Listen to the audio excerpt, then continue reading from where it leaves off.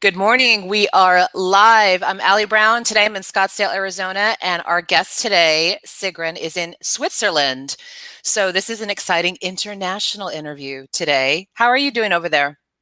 Great. The weather is really back. It was so fantastic in April, and then May turned gray, and now it's good again. Now you're happy. Now you're happy. What time is it there now? 6 p.m. Central European. Okay. All right. Yeah. Is Martin cooking dinner tonight? We'll do it together afterwards. Okay, he waits. Otherwise, you don't know what you're getting, right? Yeah. That's why he's getting so healthy, because you're cooking for him.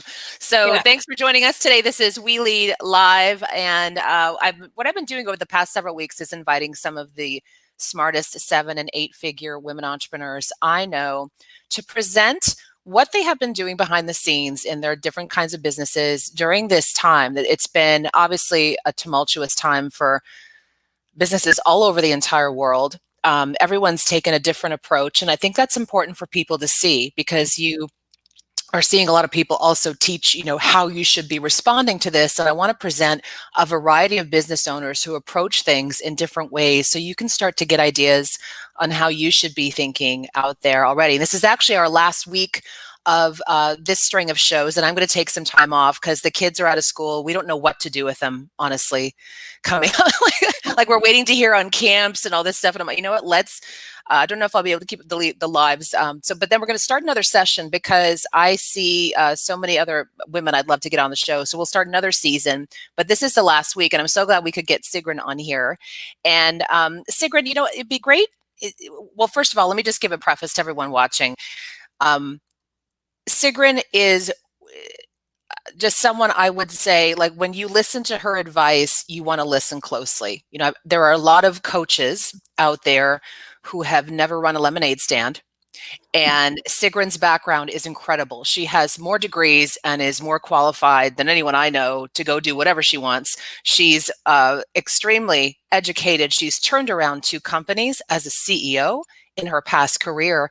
And then she took her business online, though, to help other women. And so you're going to hear a bit about her background, but also what she recommends today. And I'm going to make sure that we really go behind the scenes in your business, Sigrun, with your permission, on the changes that you do need to make right now. So let's start with a bit about you, because your story is pretty fascinating. Well, I'm originally from Iceland, and I moved away 20 years old because I had the dream of becoming an architect. It's the mixture of art and science that fascinated me, and I couldn't study it in Iceland. So I figured out I'll move to south of Germany and study it. But then 2 years before graduation, I realized I didn't want to become architect, because actually working as one wasn't what I envisioned. So I moved into computer science, and one thing led to another. I moved back to Iceland after having lived 9 years in Germany and 1 year in Switzerland. And suddenly I was in charge of a company. Had no business background, no business education. This is 16 years ago. So I was like in the middle of my computer science master's degrees, and I thought, maybe I need to study business. I did have no time for that yet. And then I basically took over a company that I had been a project manager of for a year. And it worked out so well that I suddenly realized, actually business is my passion. It's not architecture, it's not computer science, it's not computer-aided architectural design, which I had also studied. And I was so fortunate to get a mentor. Basically, the owner of the business became my first mentor. And he treated me with so much respect that he said, just run this business like it was your own. And I did it. It was like I owned it. And he really trusted me. He had no idea it was a website company with their own CMS system before everyone was using WordPress or any other tools that have come out since then. And I learned more than anyone can learn in an MBA. Turned out the company had been losing money for 7 years. I had no clue about that when I applied for the job. So my first task was to turn the company around. And it was kind of common sense. I created a vision. I decided we wanted better customers. I wanted better educated employees. instead of firing them, I actually sent them to university and paid for it. So I did a lot of things kind of intuitively without really having read a single management book or anything about business. But after turning around this company successfully, he asked me to turn around another company. Well, that was an IT company, the fourth largest IT company in Iceland. Wow. I became one of 4 women of the top 100 list of 100 largest companies. So this led to a lot of PR. I was being interviewed almost every week in different magazines and newspapers, and really elevated my persona. And I was like, I still don't have a business degree, and I am like, being promoted here as a CEO, as a role model for women. So I started to seriously consider having actual business degree. And when the second company was sold, and he asked me to go back to the small company, I said, I'll do that if you pay for my MBA in London. So I did a MBA, executive MBA there. And I was flying to London every second weekend to study. And then we had 2008, and I had been sold twice with a company. So basically, I lost my mentor, and I got some other people in charge, and they were not as nice. They were not like, oh, Sigrun, just run the company like the way you want. No, I should now run the company that they wanted. Of course, they owned it. And I said, no, thank you. And I left, and I was in the middle of garden leave when I attended a Tony Robbins conference in February 2008 and met the love of my life, my husband. I forgot about that. I forgot about that part of your whole story. I sat down next to a man, and it was, it's kind of a weird story, but anyway, we met, and a few months later, I packed suitcase and moved to Switzerland, and that was 2008. And you're still locked up with him now. You're locked up with him in the next room. Yeah. we had only met for a few days when I made this big decision, and it was so not like me. At the same time, Carlos Ghosn, who is now kind of frowned up on as a CEO, he had offered me a job, CEO of Nissan Sweden. And I had like Sweden, Switzerland. It's funny because when I'm in the US, those two countries get often confused with each other as if they're the same country. And I kind of like love or the CEO job of a lifetime. And I chose love. Now, I'm super grateful, obviously, for many, many reasons. But for a time, that was weird. Like, what should I pick? And I picked love and Switzerland. And it's turned out to be wonderful. It was hard to find a job in Switzerland, though. I had all these degrees and I had business experience. But the Swiss are more traditional. You're supposed to pick what you want to do for the rest of your life when you're 16 years old, and you should not switch and go in different directions. So having multiple degrees actually made me unemployable. So even after 2 jobs here, I realized that, and they even told me here at the unemployment office, they said, no chance.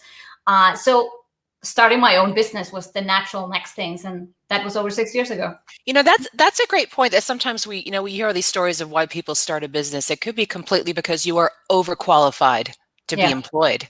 And when you make that leap, then is the only chance that you have to fully use everything that you've learned, the wisdom, the education, and put it all together in a unique way, because there's going to be nowhere for you to fit. And that's so interesting you say that about the Swiss, because I think you think a Swiss watch, right? One tick, tick, tick's got to run a certain way. Yeah. And that's interesting about how they view careers. That's fascinating. So when you decided to move online and work for yourself, what was that leap originally? So I had seen, people do it. Like I started to see that this was possible. I started to follow people online. I got at a similar time, I got also sick for 7 months. So I was very much spending my time online. I couldn't sit at the computer and work.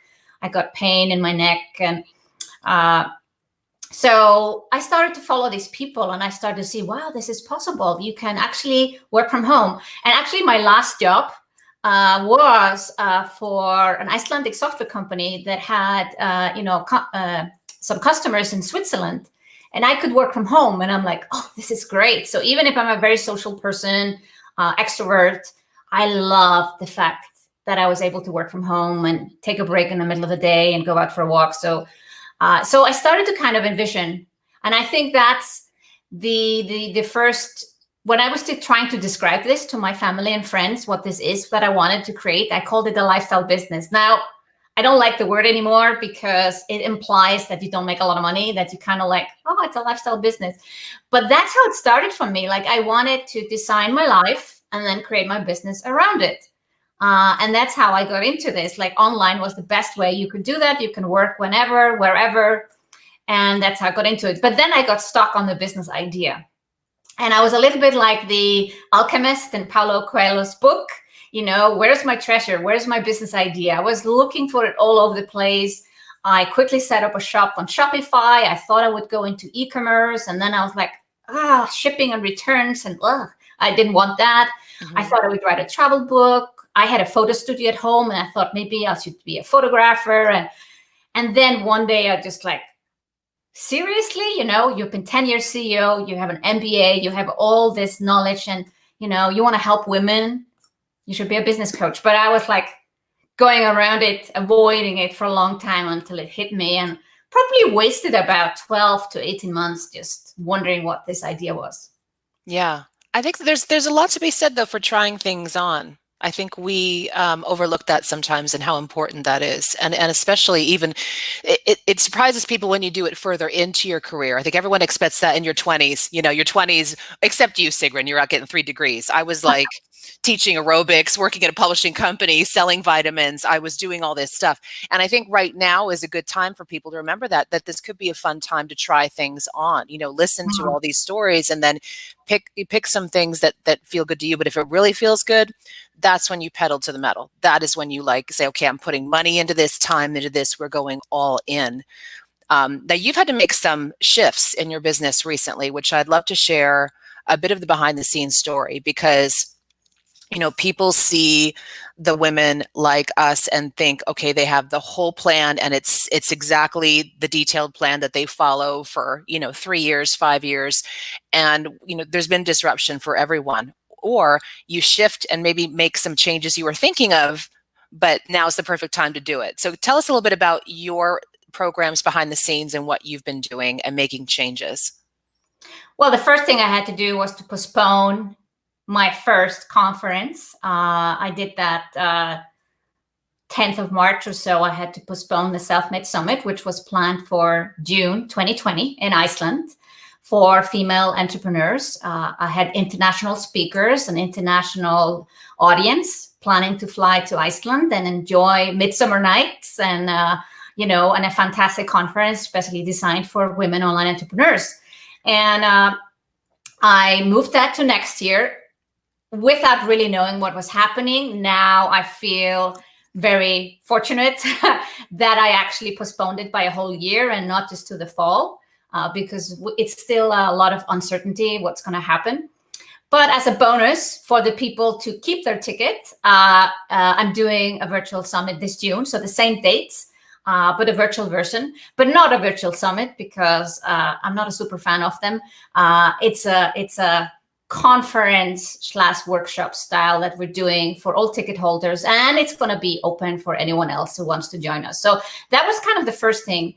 But the interesting thing was, because I was a turnaround CEO 16 years ago, when all of this happened, I was very calm. People were asking me, you know, aren't you panicking about this? Aren't you stressed? Oh, poor you had to postpone. And I'm like, no, it's just a decision to take. And I would, you know, call my team together and tell them we have to make some changes, you know, and like you said, it's an opportunity to make changes. Sometimes you're wanting to make changes even on your team or your programs, and suddenly you're like, oh, there's a recession.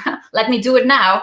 And so I kind of I planted some seeds with my team that we would make some changes. But first, we wanted to take care of our customers and clients. So for a whole week, this was the middle of March, where there's kind of like a panic in the air, and I'm the calmest in the world. I'm like, great, this is where I can show, what I can deliver and how I can help. And we added extra calls, extra sessions for all clients, whether they were on the, $1 million levels or just starting out. There were extra support. If it was not from me, my team would step in and do extra calls. And then we did a one-day virtual summit for our audience. I've been doing boot camps and workshops. So kind of offering a lot of stuff. In the beginning, a lot of stuff for free. I also started a fund, the Self-Made Fund, which I've now paid $50,000 in from my business.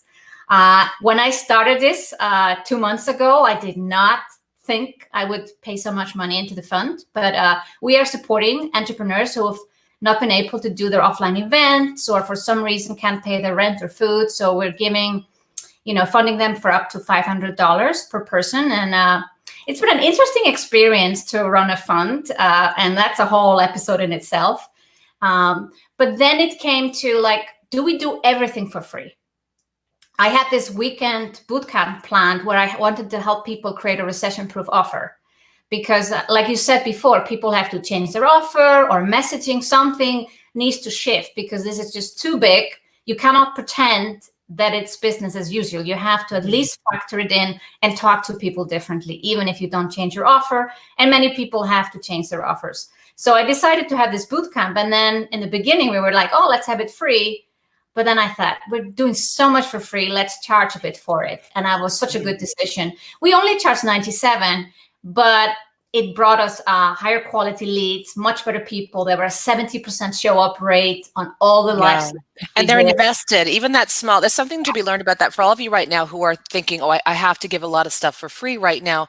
Yes, be generous with your information and with your help. But when there's that defining moment when someone takes where they invest in themselves, even just a bit, it's a different energy. It's a different energy. They're more likely to take action. They're more likely to consume the program, consume the information, participate. It's such it may seem like a small thing, even the $97, right?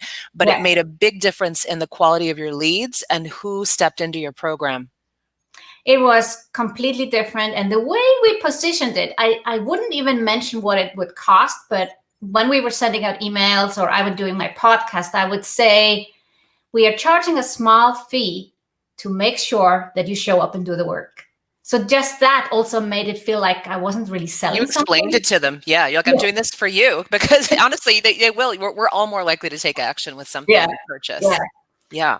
But then I thought about my own programs. And I have these 12-month programs. And all my programs were 12 months. And I'm like, yes, I know I can sell a 12-month coaching program right now that is above 10,000. They are actually selling quite well right now, surprisingly. But what about people who don't want to commit to 12 months? And I think in a recession, people want quicker results. They want shorter programs. So I said, okay, I need to bring out, a 10 or 12-week program that is an example of what I have already. So I'm not like reinventing the wheel. I'm still teaching the same things, but I didn't have it in the structure that I wanted to put forward, because typically when I do like a 10-week, I call it a sprint, I help people maybe create their first or next online course. And then they're doing that. And then there's like an upsell at the end, but it takes like 10 or 12 weeks to get the financial results. So I said, what if I flip it around?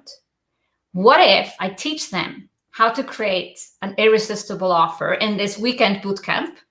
And then I offer them to join a 10-week program where I'll teach you to sell on day one.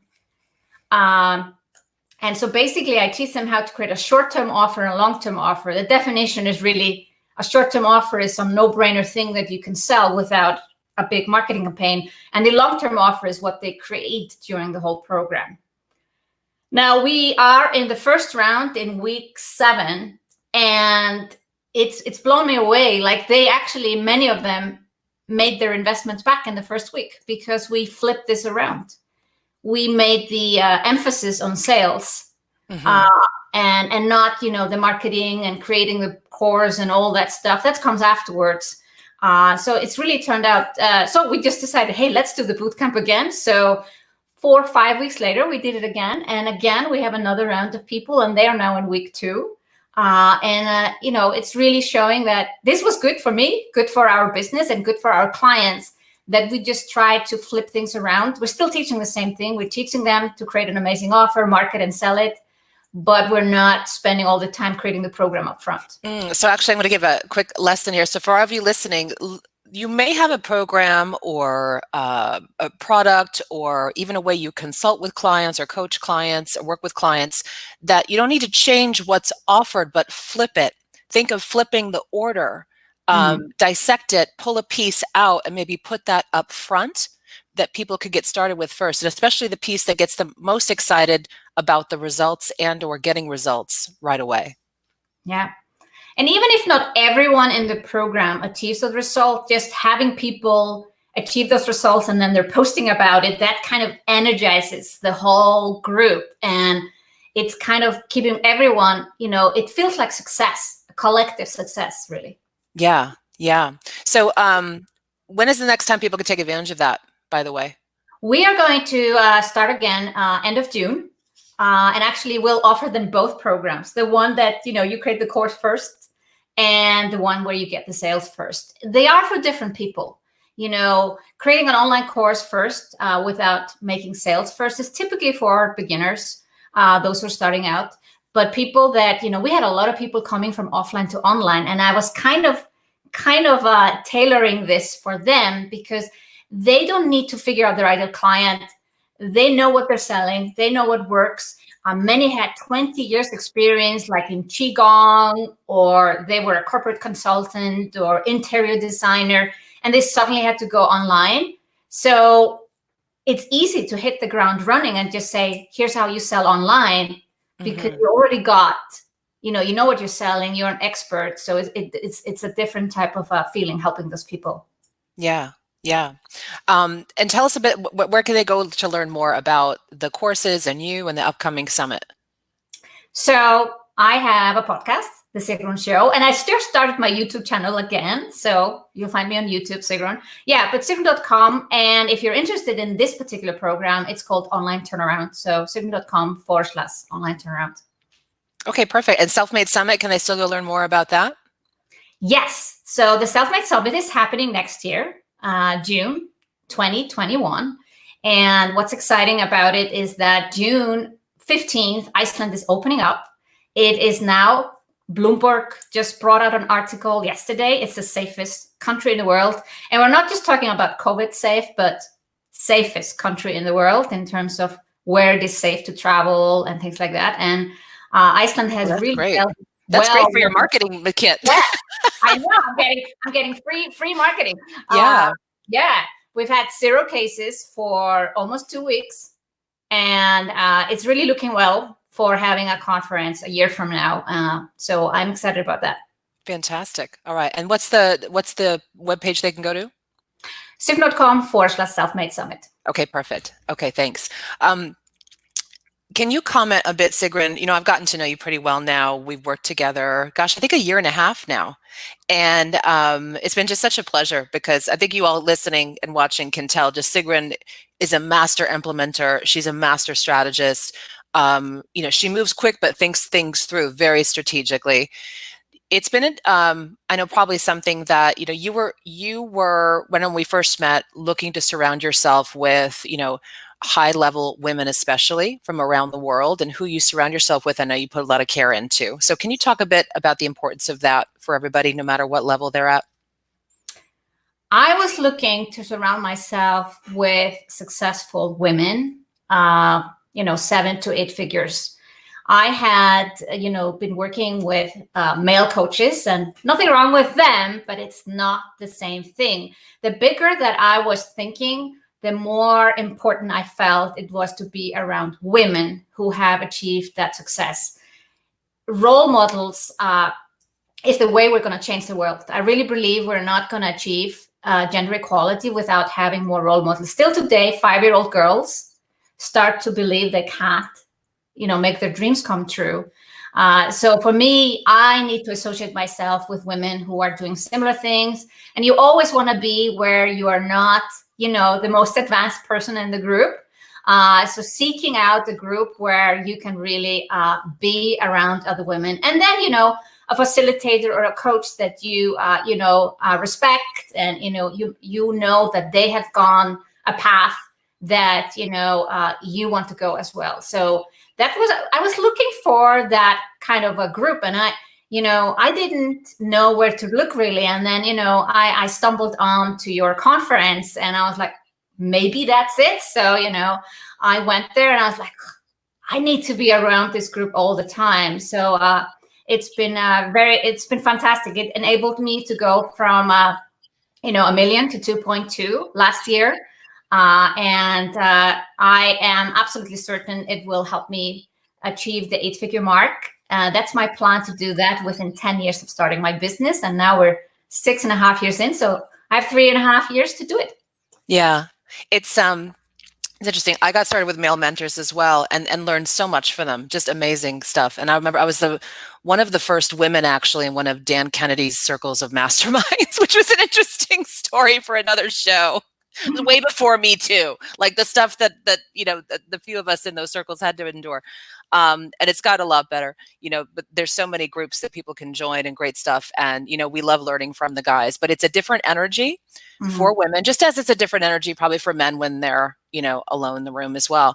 And it's in my experience, this holistic kind of view on the business and the mission and what we're creating. And then the amount of also support that the women have shown each other, both in my private premier client group, but also the trust, which is new this year, has been just incredible, just seeing how much the women are supporting each other. And I remember at our Miami meeting, you were actually, this is when the whole thing was starting to take off, and we're like, what's this COVID thing? And do you think this is really going to affect anybody? And I know that you were ahead of the curve a bit in thinking, because you'd seen it coming in Europe, and you were wagering on that decision at that moment, and talking with those women, over the cocktails, and trying to make, decide what you were going to do with it. And it was great to just see that kind of support happening in the room while we were there. And I hope we can do it live again soon, but if not, we're having, many virtual events.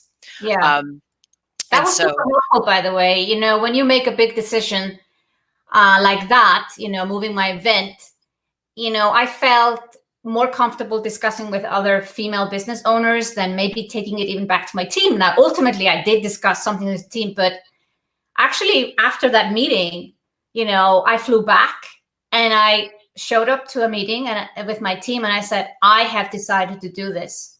I never had a discussion with my team, because this was like a decision. This is not about democracy or what should we do. Yeah. It was really, I felt as a CEO, you need to take big decisions on your own, and then you need people that you can talk to that are not in your team. Yes.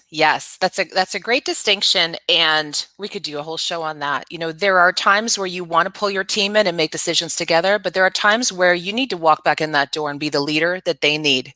Yeah. And having other circles, other women, other sounding boards to have those debates and think through things with is priceless. And the further you get successful, ladies watching this, you're going to need separation of that. I think it's been interesting to see with a lot of clients I work with that, especially as you're growing, your team can't be everything to you. They can't be your mastermind. They can't be your sounding board for everything.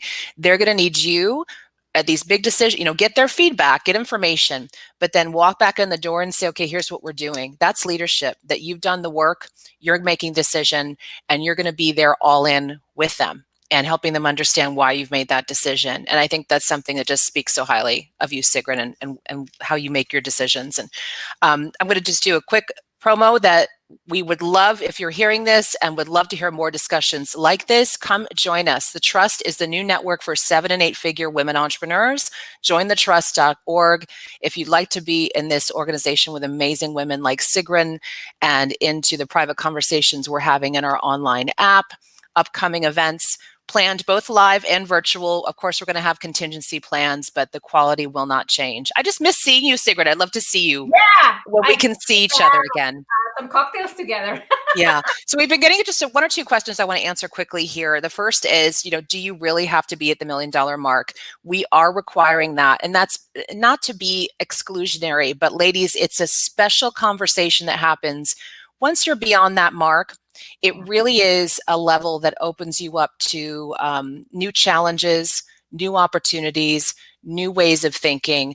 And so that's the bar that we've set for this. And I know some people we've heard from saying, I actually love that you're doing this because it's making me really want to reach that goal, to be in that room. And we're bringing in incredible women to spend time with us who have reached the high 8, 9 figures. At our March event, we had Ellen Latham, who co-founded Orange Theory. We're going to be bringing in some amazing other advisors later this year. So come join us if it's a good fit. And if it's not, please let the women know, because we're really trying to spread the word that there are, different types of networks for the women at these levels. So Sigrun, any last words of advice for everyone based on, what you've experienced in your business, what you see, what do you predict coming for all of us and how we have to work in the future? Well, I think it's going to get worse before it gets better. I know there's a lot of hope in the air right now. I was hoping for something optimistic. Yeah, it's optimistic. No, go ahead. So yeah, I think even though there's hope in the air and things are not like panicky anymore and things are opening up, it's gonna get worse, for the people who lost their jobs and then the hotel industry and airlines. It's not gonna be just like back. Right. But this is an opportunity for anyone in online business and a lot of other businesses to kind of lean in and help those people start businesses. I see always a lot of opportunities coming out of circumstances like this. And, my business is booming. More people need help going online. And those who are already online, they realize, well, this is it. This is like, it's not going back to new normal. There's going to be a new normal. I think I'm seeing a lot of positive things, on the personal side. My husband and I go walking every day for an hour. I'm not traveling as much, but I think when we travel, we'll do it more consciously. We'll not hop over to another country for a one-day meeting. We'll go like, oh yeah, I'll go to several meetings. Like, I think that's actually, all of that will make us more conscious about the choices we make, who we spend time with. And I think the time for a network like the Trust is so important in these times, because it's both virtual and face-to-face. And basically people need a network like this when you are more isolated. Like, we need to come together and we need to be surrounded by people who can pick us up and help us take big decisions. Thank you, Sigrun. Be sure to follow Sigrun online, all her platforms, and sigrun.com is just your main website, right? Okay. Thank you for being here, hon. Have a good night. Thank you for having me.